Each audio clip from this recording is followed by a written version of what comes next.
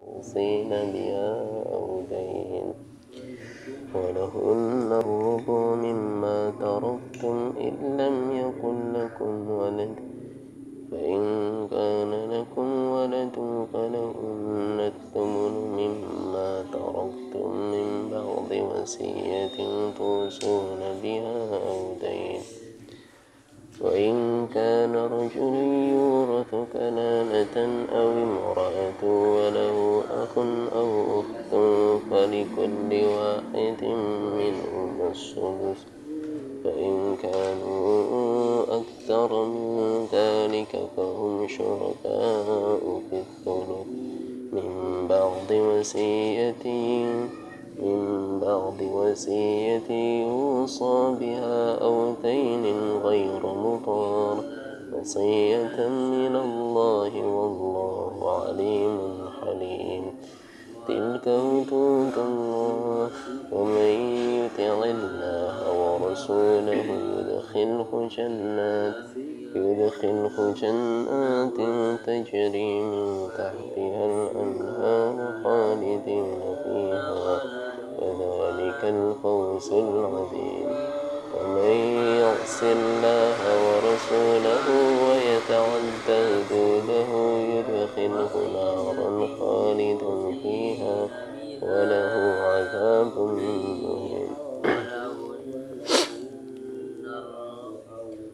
واللاتي يأتين الفاحشة من نسائكم فاستشهدوا عليهن 4 منكم فإن شهدوا فأمسكوهن في البيوت حتى يتوفهن الموت أو يجعل الله لهن سبيلا واللذان يأتيانها منكم فآتوهما فإن تابا وأصلحا فأعرضوا عنهما إن الله كان توابا رحيما إنما التوبة على الله للذين يعملون السوء بجهالة ثم يتوبون من قريب فأولئك يتوب الله عليهم وكان الله عليما حليما وكان الله عليما حكيما وليست التوبة للذين يعملون السيئات حتى إذا حضر أحدهم الموت قال إني تبت الآن ولا الذين يموتون وهم كفار أولئك أعتدنا لهم عذابا أليما يا أيها الذين آمنوا لا يحل لكم أن ترثوا النساء كرها ولا تعضلوهن لتذهبوا ببعض ما آتيتموهن إلا أن يأتين بفاحشة مبينة وعاشروهن بالمعروف فإن كرهتموهن فعسى أن تكرهوا شيئا ويجعل الله فيه خيرا كثيرا. Coba Bir, Qara. A'udzu billahi minasy syaithanir rajim. Walakum nisfu ma taraka azwajukum in lam yakul lahunna walada fa in kana lahunna waladun falakum rubu' mimma tarakna min ba'di wasiyatin yusina biha aw dayn walahunna rubu' mimma taraktum in lam yakul lakum walada fa in kana lakum waladun falahunna thumnu mimma taraktum min ba'di wasiyatin بها أو دين وإن كان رجل يورث كلالة أو امرأة وله أخ أو أخت فلكل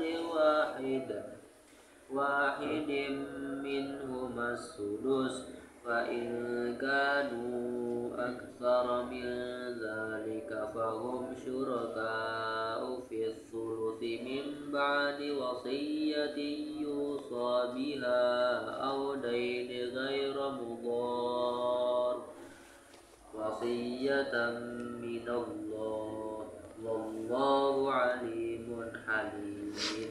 أعوذ بالله من الشيطان الرجيم. بسم الله الرحمن الرحيم. تلك حدود الله ومن يطع الله ورسوله يدخله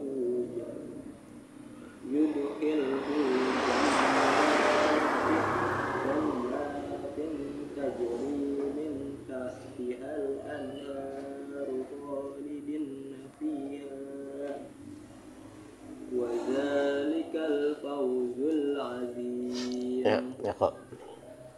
أعوذ بالله من الشيطان الرجيم.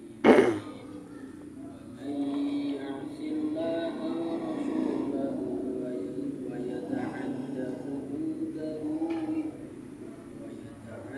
حدوده يدخله نارا خالدا فيها وله عذاب مهين. Ya.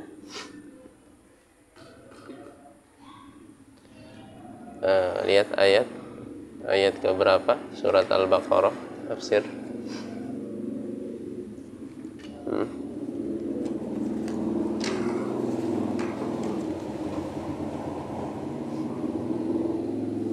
Ayat keempat. Walladzina yu'minuna bima unzila ilaika wa ma unzila min qablik wa bil akhirati hum yuqinun. Walladzina wa-nya atof, artinya sambungan daripada ayat selanjutnya.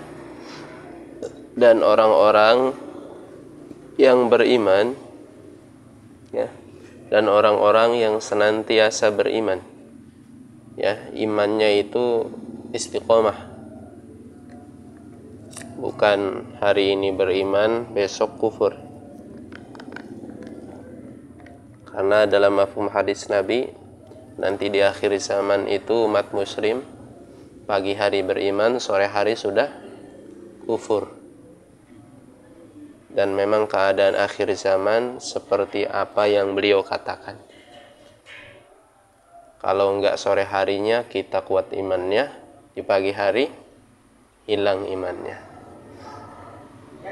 Minimal kalau akhir zaman ini, iman yang paling kuat itu ketika kita lagi di majelis ta'lim, ketika kita lagi ibadah, ketika kita sedang membicarakan perkara akhirat. Selepas dari majelis ta'lim biasanya kebesaran akhirat hilang. Yang ada hanya kebesaran dunia kebanyakan manusia dalam hatinya. Ya. Ada kebesaran asmara yang belum nikah mungkin. Ada kebesaran apa lagi? Banyak. Yang intinya semuanya kaitannya tentang dunia. Maka kita itu dituntut untuk senantiasa beriman. Imannya istiqomah. Ya. Jangan sampai ada sesuatu yang mempengaruhi sehingga kita lemah untuk ibadah. Karena pada hakikatnya orang hidup di dunia ini menurut pandangan Allah ibadah. Itu yang Allah pandang. Ketika kita lagi sakit, gimana caranya bisa tetap beribadah? Ketika kita lagi kaya, gimana caranya supaya tetap istiqomah dengan kesibukan kekayaan kita? ketika kita lagi miskin pun demikian. Pokoknya dalam keadaan apapun itu yang dituntut oleh Allah dan menjadi haknya Allah serta kewajiban bagi kita, yakni kita ibadah. Maka kebahagiaan seorang mukmin itu ada pada Allah. Sejauh mana seorang mukmin bisa istiqomah ibadah, maka Allah akan menjadikan hatinya tenang. Ya. Jadi hari ini yang masih gusar, yang masih hidup ngerasa nggak nyaman, coba perbaiki ibadahnya. Mesti ada yang kurang dari ibadahnya, ada yang nggak sempurna dari ibadahnya. Atau kebalikannya, mungkin dia masih maksiat, ibadah jalan, maksiat. Ini juga yang kadang-kadang membuat gusar, yang membuat kita nggak bahagia. Ya. Jadi maksiatnya ditutup, ibadah jalan. Tutup 100%. Ya. Memang manusia susah ya buat enggak maksiat. Tapi itu merupakan kewajiban bagi kita. Walladzina yu'minuna, orang-orang yang senantiasa beriman bima, terhadap apa saja unsila ilaika, yang telah diturunkan kepadamu wahai Muhammad. Kemarin kita telah bahas dalam ayat yang lain, wa ma atakumur rasulu fakhudhuhu wa ma nahakum anhu fantahu. Apa saja yang datang dari Nabi maka hendaknya kita ambil, dan apa saja yang kata Nabi dilarang maka hendaknya kita jangan melakukan. Ya. Ini bagian daripada iman. Jadi hidupnya seorang muslim itu bukan hanya terlepas kepada hukum fikih halal dan haram, enggak. Tapi jauh daripada itu, yakni terlepas dari hukumnya mau halal ataupun mubah. Tapi kalau itu larangan dari Nabi, jangan dilakukan. Ya.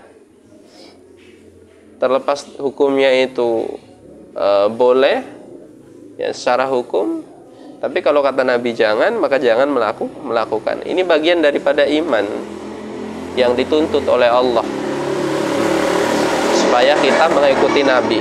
Makanya ada banyak hadis yang berkaitan tentang bab apapun itu, di ujung-ujung lafaz hadis itu falaisa minni, bukanlah termasuk dari golonganku, kata Nabi. Ini pentingnya mengikuti Rasul, ya. Contohnya tentang bab bertetangga, ya. Barang siapa yang tidak memuliakan tetangga, menunaikan haknya, maka dia bukanlah termasuk golonganku, bukanlah termasuk pengikut Rasulullah. Hati-hati. Contohnya lagi apa yang kemarin kita bahas, perintah supaya kita menikah, salah satunya maksud dan tujuannya supaya kita memperoleh keturunan. Tapi dia nggak mau secara sengaja, ya, dengan program-program yang membuat dia nggak mau untuk punya anak. Berarti falaisa minni, hati-hati, bukan termasuk golongan Rasulullah. Bahaya, ya. Tapi sebaliknya pun ada banyak hadis yang menegaskan bahwa barang siapa yang melakukan apa yang dilakukan oleh Rasulullah, dia termasuk golonganku, atau dia akan bersamaku nanti di surga. Ada banyak hadisnya. Di antaranya, man ahya sunnati faqad ahabbani wa man ahabbani kana ma'i fil jannah. Barang siapa yang menghidupkan sunnahku, maka dia sungguh cinta kepadaku. Barang siapa yang cinta kepadaku, di surga nanti akan bersamaku.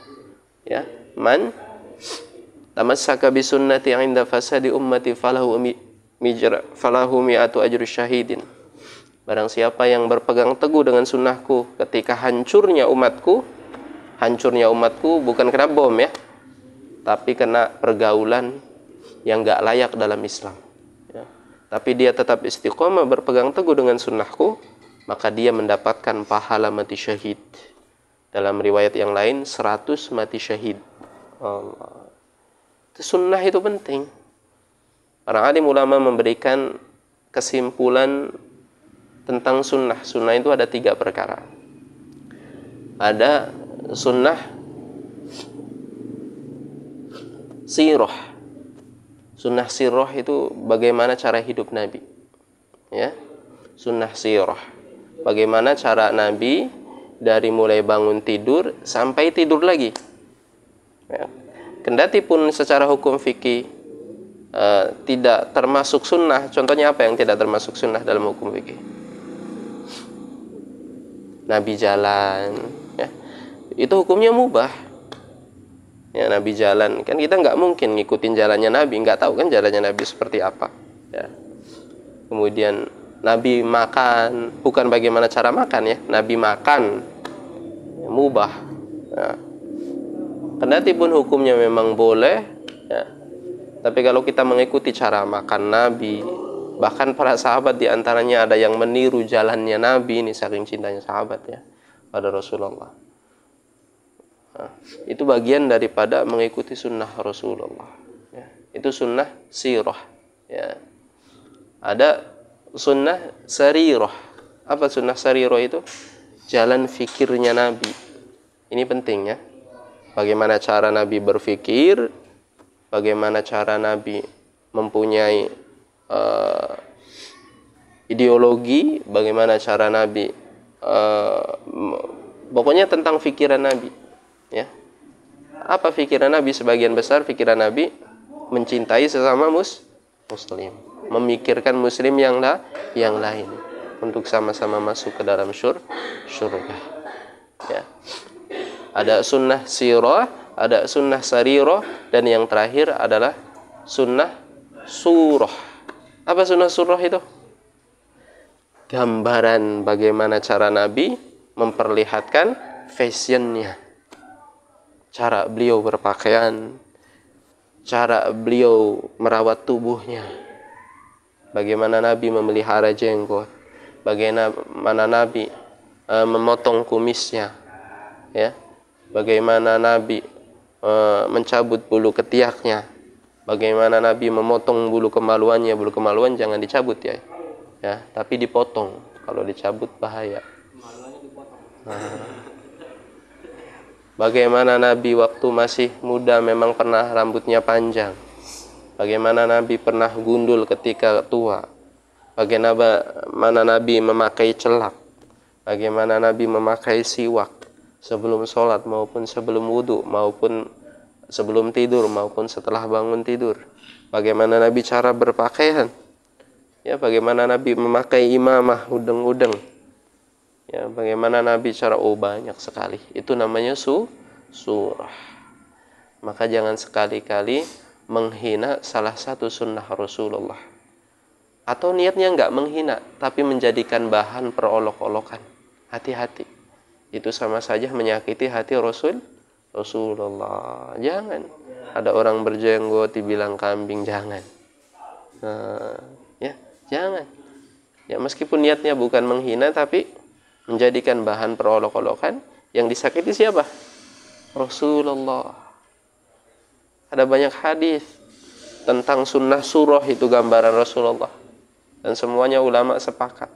Kalau semuanya kembali kepada kitab, ya, kembali kepada pendapat para alim ulama yang ada dalam kitab-kitab, insyaallah baik dalam mazhab Imam Syafi'i, ya, dari ormas NU ataupun Muhammadiyah ataupun yang lainnya, kita nggak banyak bertengkar karena kita mengerti ilmunya. Ya, jangan sampai hari ini yang berjenggot nggak bisa masuk duduk bareng dengan yang kelimis, ataupun sebaliknya, yang kelimis nggak bisa duduk bareng dengan yang jenggot. Yang isbal menjalurkan izarnya atau sarungnya sampai di bawah mata kaki, diperolok-olok sama orang yang cingkrang. Jangan sampai seperti itu. Ya. Sekarang seperti itu. Ya. Ingat, hidup kita ini dengan akhlak, bukan hanya sekedar dengan hukum. Maka apa saja yang diturunkan kepada Rasulullah mesti kita terima. Dalam Al-Quran ini enggak berkata yang wajib aja yang kamu laksanakan, enggak seperti itu. kemudian yang sunnahnya ditinggal. Enggak begitu. Tapi semuanya, apa saja yang datang ya daripada perintah baginda Rasulullah, kita mesti lakukan ya. Wa ma unsila min qablik, dan kita mesti iman dengan apa yang telah diturunkan sebelumnya, sebelum Rasulullah ya. Mesti percaya, mesti yakin kalau sebelum Nabi itu memang Allah menurunkan anbiya atau nabi-nabinya. Dalam mafhum hadis ada 124.000 nabi yang Allah utus di muka bumi ini. Yang wajib kita ketahui, nabi dan rasul 25 nabi. Apa bedanya nabi dengan rasul? Yang tahu?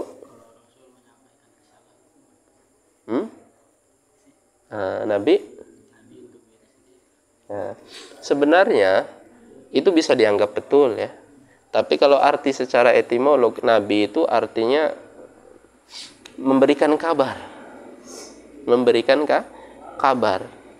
Artinya yang dikatakan nabi meskipun dia bukan rasul, dia mesti memberikan kabar. Cuma ya kurang tepat itu ya sebenarnya. Cuma memang kalau nabi itu biasanya orang yang diberikan wahyu oleh Allah, tapi memang ada sebagian yang tidak memiliki umat. Makanya memberikan kabarnya agak sulit, agak terkendala ya. Maka cukup kabar itu sampai kepada dirinya dan dinyatakan tidak wajib. Memang ada benarnya, tapi kurang tepat. Ada 124.000 nabi. Subhanallah. Ya. Jadi Allah ini mengutus dari zaman Nabi Adam alaihissalam sampai Rasulullah. Sebenarnya ada begitu banyak. Bahkan kalau dalam Al-Quran, Sayyidatuna Maryam, ada sebagian ulama tafsir yang mengatakan Maryam alaihissalam itu nabi. Karena beliau menerima wahyu. Dalam surat Ali Imran kan, beliau diperintahkan atau diberikan makan langsung dari surga. Ya, itu menerima wahyu dari malaikat Jibril. Makanya ada sebagian ulama mufassirin yang mengatakan Maryam itu nabi. Ya, perempuan tapi. Ya. Tapi pendapat ini bukan pendapat jumhur ya, hanya untuk pengetahuan saja. Kemudian ada juga Dzulkarnain. Kalian tahu Dzulkarnain? Ya, yang membangun tembok yang besar ya di antara dua gunung untuk Ya'juj dan Ma'juj. Beliau juga menurut ulama para ahli mufassirin sebagai nabi ya, karena menerima perintah dari Allah ya. Ada banyak nabi ya, di antaranya ada Nabi Samuel, ada juga Nabi Khidir yang sampai hari ini banyak ulama ahli tasawuf yang berpendapat belum meninggal dunia ya. Nabi yang tidak melewati masa meninggal itu siapa di antaranya? Nabi Khidir alaihi salam, Nabi Isa alaihi salam, Nabi Idris alaihi salam. Nabi Idris enggak melewati proses meninggal dunia ya. Di antaranya itu yang masyhur ya. Jadi kalau sebelum Rasulullah itu perlu kita imani saja, karena puncaknya syariatnya agama yakni ada pada Rasulullah ya. Jangan sampai kita salah paham ya. Ada nih dalil Kang yang menyatakan supaya kita suruh iman, sedangkan iman kan kita lakukan. Akhirnya dia kembali ke ajaran yang dulu, ke ajaran yang Injil, Taurat. Akhirnya muncul ajaran apa? Islam ortodok, naudzubillah ya, sholatnya dengan bahasa mereka sendiri. Sebenarnya kalau kita mengambil ajaran para agama yang dulu, itu artinya kita kembali kepada agama yang kurang, yang belum sempurna. Maka agama Islam ini sempurna. Ajaran agama yang dulu hanya perlu kita imani dan percayai saja ya. Kita telah sempurna, Allah telah menyempurnakan dengan Nabi terakhir yakni dengan Rasulullah. Jadi nggak usah kembali ke ajaran yang dulu Ini Al-Quran ini sudah sempurna, penyempurna kitab-kitab yang terdahulu. Wabil akhirati hum yuqinun. Dan terhadap hari akhirat mereka yakin, ya. Jadi ada iman, buah daripada iman nanti yuqinun, yakin, ya.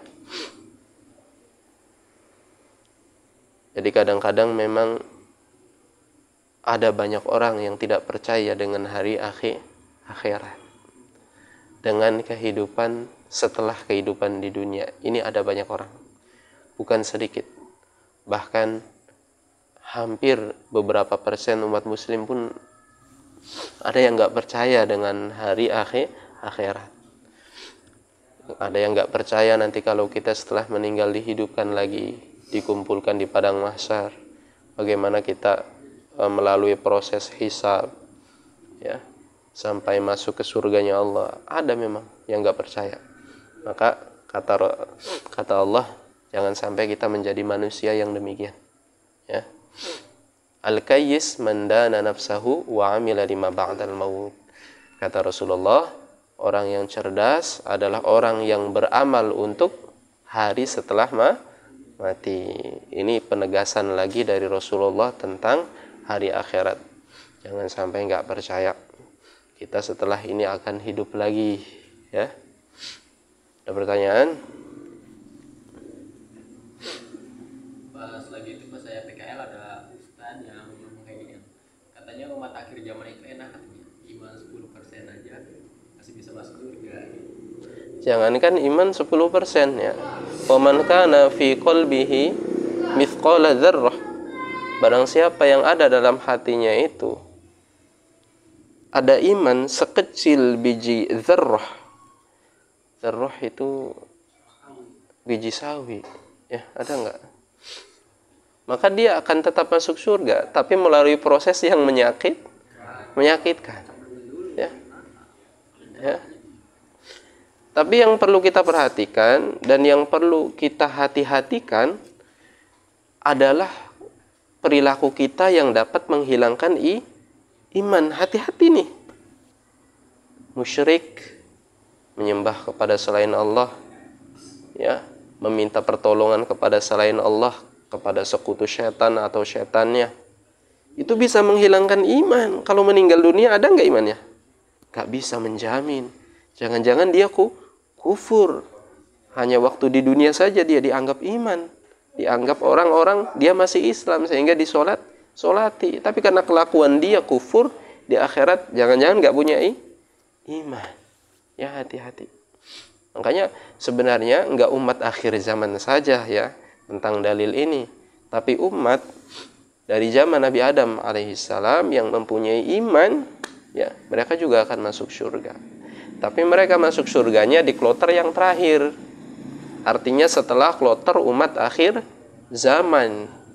Ini kemuliaan umat Rasulullah. Dia masuk surganya awal sebelum umat-umat yang lain. Ya. Seperti itu, ya. Ada lagi?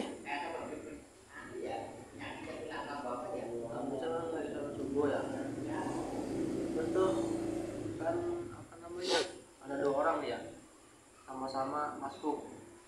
Terus aku di samping, terus salam kan masih berdiri satu kan lagi tuh. Terus sampingnya tuh ngikutin aku kayak ngikut jamaah tuh. Aku kunut, dia ikut kunut. Kalau dalam kitab Madhab Imam Syafi'i, Ang Didi pernah membaca memang hal ini di beberapa rujukan kitab fikih, ya. Tapi cara masbuk seperti ini merupakan cara masbuk yang tidak dianjurkan oleh ulama ahli fikih. Bahkan dikategorikan nggak baik. Ya, itu kan masbuk cikjak, ya. Maka kalau kalian dua orang, ya, datang bersamaan dan kalian masbuk dengan imam rawatib, kemudian kalian berdiri, itu nggak usah kalian jadi imam dan makmum lagi, ya. Imam yang rawatib saja. Tapi kalau memang ada saudara kita yang mengamalkan demikian, menurut ulama ahli fikih itu tidak membatalkan sholat, ya, sholatnya tetap sah. Jadi tergantung nanti keadaan seperti apa, ya, jangan sampai membuat ribut, ya, jangan sampai membuat hati sesama muslim tersinggung, karena pada hakikatnya sholatnya tetap sah. Tapi anjuran dari ulama ahli fikih, terutama mazhab Imam Syafi'i, ya, kalau ada 2 orang masbuk, ya, datang kepada imam rawatib kemudian berdiri, nggak usah jadi makmum dan imam jigjag lagi. Ya, betapa repotnya kalau seandainya itu ada 50 orang. Nanti siapa yang ditunjuk dari imam, sedangkan mereka jadi sholat bersama-sama, nanti mundur semua. Allah alam, ya. Jadi, tapi kalau ada saudara kita yang melakukan demikian, jangan mencela, karena menurut para alim ulama itu tidak membatalkan sholat tetap sah. Ya. Lagi? Itu kalau kita sholat sendiri kan berdiri lagi tuh, awalnya kan kita baca suratnya pelan kan, yang kedua itu harus kenceng nggak tuh, kan posisinya jadi imam. Membaca surat, ya, dijaharkan ketika sholat jahar itu hukumnya sunnat hayat. Apa sunnah hayat? Sunnah hayat itu dilakukan bagus, nggak dilakukan nggak apa-apa, dan tidak diganti sujud sahwi. Jadi kalau kamu sholat maghrib tidak dijaharkan bacaan imamnya, itu sah, ya, tapi bagusnya dijaharkan. Tapi gimana Kang kalau seandainya kita awalnya sendirian, tiba-tiba ada saudara kita yang masuk, apakah kita dijaharkan atau diam? Kondisional. Kalau memang tidak menimbulkan mudarat, silahkan jaharkan, itu lebih baik, karena menghidupkan sunnah hayat. Tapi kalau memang dianggap kalian canggung dan menimbulkan mudarat, salah prasangka dan lain sebagainya, nanti lihat keadaan, maka diam pun tetap sah. Maka kata Ang Didi, sering sekali, ya, hidup itu harus sensitif, ya, terutama sensitif pada Allah. Kalau kita sudah sensitif dengan Allah, artinya menjalin hubungan dengan baik dengan Allah, nanti Allah akan memberikan rasa kepada kita supaya mengerti tentang keadaan lingkungan sekitar, sehingga tidak menyakiti hati sesama muslim satu sama lain. Ada lagi?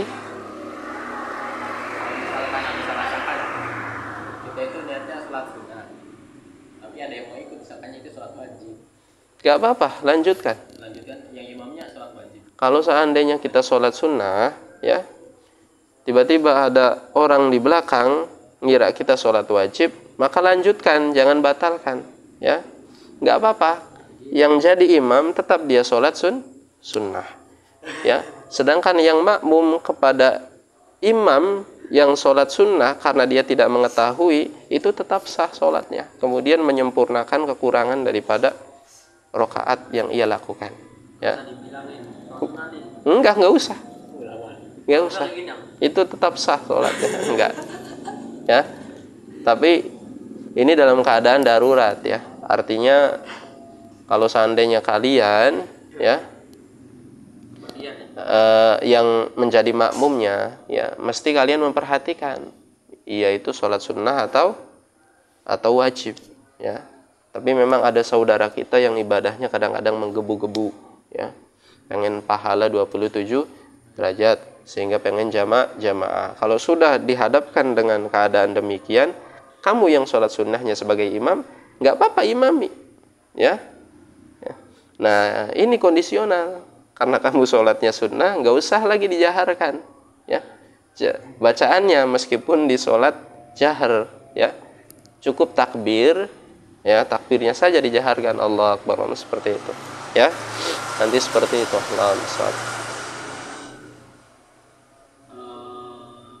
Misalkan kita udah sholat, terus ada teman kita yang belum sholat, suruh nemenin sholat, nggak apa-apa, ya. Ini ada 2 pilihan. Ang Didi pernah bahas dalam kitab Ibanatul Ahkam Syarah Bulughul Maram, ya, tentang bab sholat. Kalau seandainya ada saudara kita, ya, yang belum sholat, ya, kita sudah sholat, ya, itu ada 2 pendapat. Pendapat yang pertama, untuk menyempurnakan jamaah dia, kamu ikut lagi sholat dengan dia, tapi sebagai makmum, ya. Sholatnya kamu itu menjadi sholat nawafil, ya. Sedangkan sholat dia sholat wajib, pahalanya seperti itu. Ya, pendapat yang pertama nggak usah dilakukan, ya. Jadi pendapat yang pertama tadi, pendapat yang kedua nggak usah dilakukan, jelaskan saja, saya sudah sholat. Prakteknya seperti apa? Prakteknya lagi dan lagi lihat kondisi, ya. Ini pentingnya ilmu hubungan dengan Allah itu, ya, bukan hanya sekedar fikih. Allah alam.